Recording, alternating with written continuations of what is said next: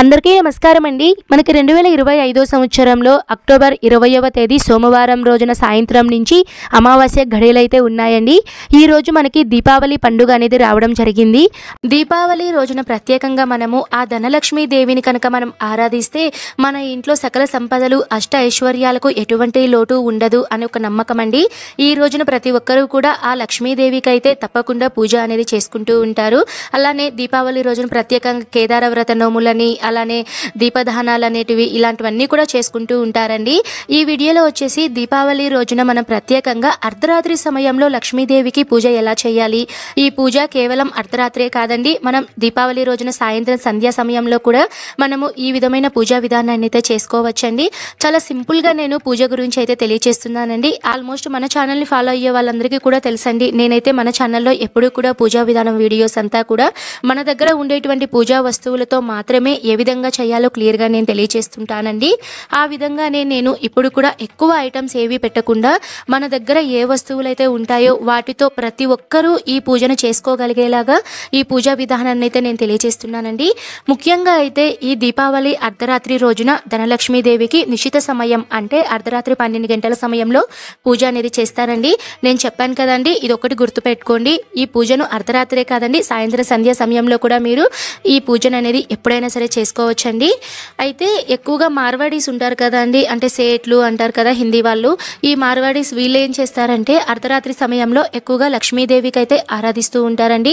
కేవలం ఒక్క దీపావళి రోజునే కాదండి, ప్రతి నెల కూడా అమావాస్య రోజున అర్ధరాత్రి సమయంలో ఎక్కువగా వాళ్ళు ధనలక్ష్మీదేవికి అయితే పూజ చేస్తారండి. అలా ధనలక్ష్మీదేవికి పూజ చేయడం వలన వాళ్ళకి ఎప్పుడూ కూడా ధనానికి లోటు ఉండదట అండి. ఎందుకంటే ఎప్పుడూ కూడా వారు సిరి సంపదలతో తులుతూగుతూ ఉంటారట అండి. అందుకని ఆ నమ్మకంతోనే ఎక్కువగా కూడా జనాలందరూ కూడా ఈ దీపావళి రోజున అర్ధరాత్రి సమయంలో పూజ అనేది చేసుకుంటూ ఉంటారండి. ముందుగా ఈ పూజ ఎక్కడ చేయాలండి అంటే మామూలుగా అయితే ఈ పూజను మన ఇంటి మధ్యలో అండి, అంటే హాల్ ఉంటుంది కదండి, హాల్ మధ్యలో కానీ లేదా దేవుని రూమ్ దగ్గర మీరు కింద కానీ ఏదైనా ఒక ప్లేస్లో మీరు కొద్దిగా పసుపును బాగా చల్లుకొని పసుపుతో రుద్దుకొని తర్వాత దాని మీద బియ్య పిండితో అష్టదళ పద్మ ముగ్గు అనేది వేసుకోవాలండి. అష్టదళ పద్మ ముగ్గు వేసుకున్న తర్వాత చుట్టూ కూడా మనము రౌండ్ బార్డర్స్ అనేటివి వేసేసుకోవాలి. తర్వాత మనము పసుపు కుంకుమ అనేది పెట్టుకోవాలండి. ఇక్కడ పూజలో మనము లక్ష్మీదేవికి ప్రత్యేకంగా పూజ చేస్తున్నాం కాబట్టి మీ దగ్గర లక్ష్మీదేవి విగ్రహం కనుక ఉంటే పూజలో పెట్టుకోండి. ఒకవేళ మీ దగ్గర లక్ష్మీదేవి విగ్రహం అనేది ఉండదు అనుకోండి, అలాంటప్పుడు మీరు మీ దగ్గర ఉన్నటువంటి కామాక్షి అమ్మ దీపం కానివ్వండి లేదా అష్టలక్ష్మి అమ్మ దీపం కానీ మీరు పూజలో పెట్టుకోండి.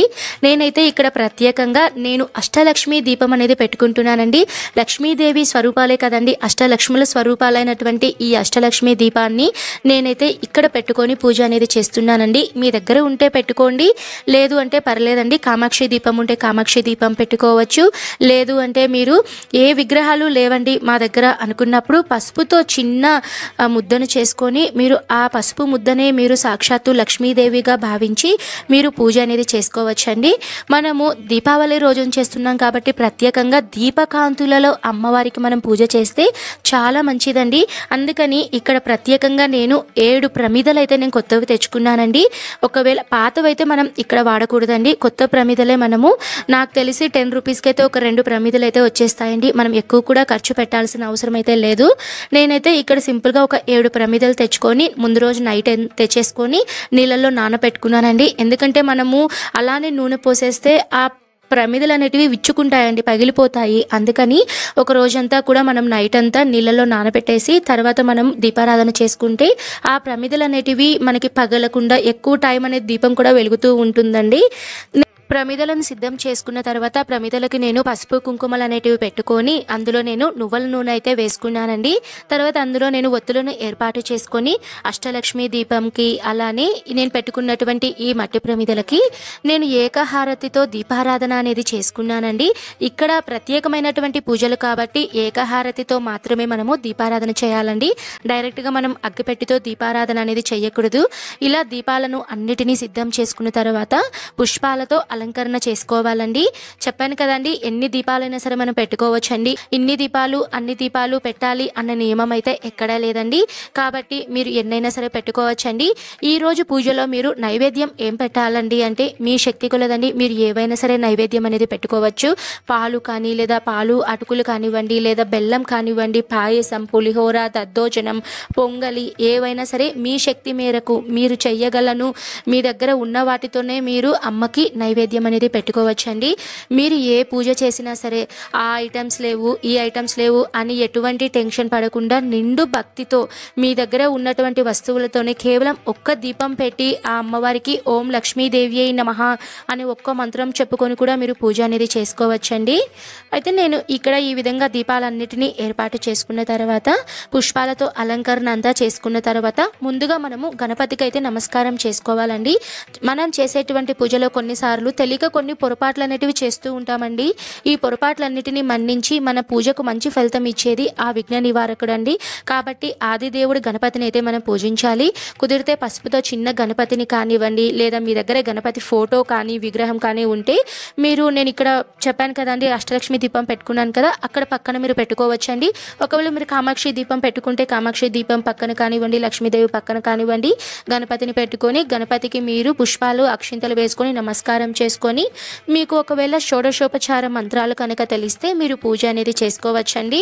లేదు మీకు ఏ మంత్రాలు తెలియకపోతే జస్ట్ మీరు అక్షింతలు పుష్పాలు వేసుకొని ఓం ఘం ఘం ఘం గణపతియే నమః, ఓం ఘం ఘం ఘం గణపతియే నమః, ఓం ఘం ఘం ఘం గణపతియే నమః అనే మంత్రాన్ని మీరు ఎన్నిసార్లు అయినా సరే చెప్పుకుంటూ గణపతి దగ్గర వేసుకొని గణపతికి చిన్న బెల్లం ముక్కను నైవేద్యంగా పెట్టి మీరు పూజ అనేది గణపతికి చేసుకోవాలండి.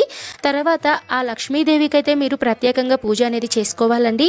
ప్రతి ఒక్కరికి నాకు తెలిసి లక్ష్మీదేవి అష్టోత్తరాలు అనేటివి తెలుసుంటాయండి. ఒకవేళ మీకు లక్ష్మీదేవి అష్టోత్తరాలు తెలియకపోతే ఈరోజు మనం ప్రత్యేకంగా ధనలక్ష్మీదేవికి పూజ చేస్తున్నాం కాబట్టి ఓం ధనలక్ష్మీదేవి అయి నమః ఈ మంత్రాన్ని మీరు 108 సార్లు పఠించుకోవచ్చండి. లేదు అంటే ఓం శ్రీ మహాలక్ష్మీదేవి అయి నమః ఈ మంత్రాన్ని మీరు 108 సార్లు అయితే పఠించుకోవాలండి.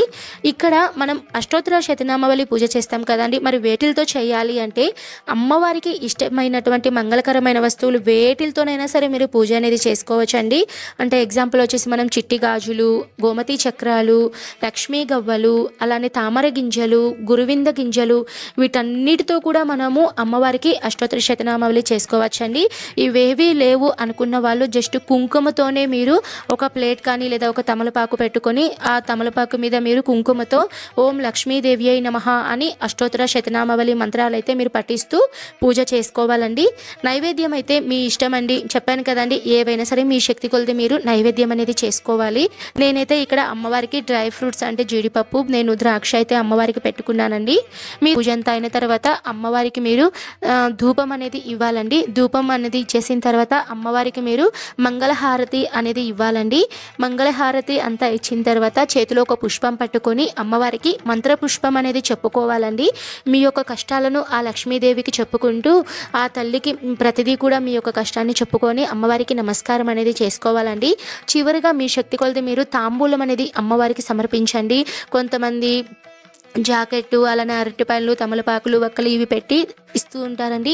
మరి కొంతమంది అరటిపళ్ళు లేని వాళ్ళు కూడా ఏదైనా సరే అండి వాళ్ళ దగ్గర ఉన్నటువంటి ఫ్రూట్నైనా సరే తాంబూలంలో పెట్టి ఆ లక్ష్మీ అమ్మవారికి అయితే సమర్పిస్తారండి. ఏదో ఒకటి మీ శక్తి కొలది మీరు తాంబూలాన్ని సమర్పించి అమ్మవారికి నమస్కారం అనేది చేసుకోవాలండి. ఈ విధంగా అయితే మీరు దీపావళి రోజున అర్ధరాత్రి అయితే మీరు పూజ చేసుకోవాలండి. పవర్ఫుల్ పూజ అండి. ప్రతి ఒక్కరూ కూడా ఈ పూజనైతే మిస్ చేసుకోకండి. ఈ పూజా విధానం వీడియో అనేది మీకు క్లియర్గా అర్థమైంది అని అనుకుంటున్నానండి.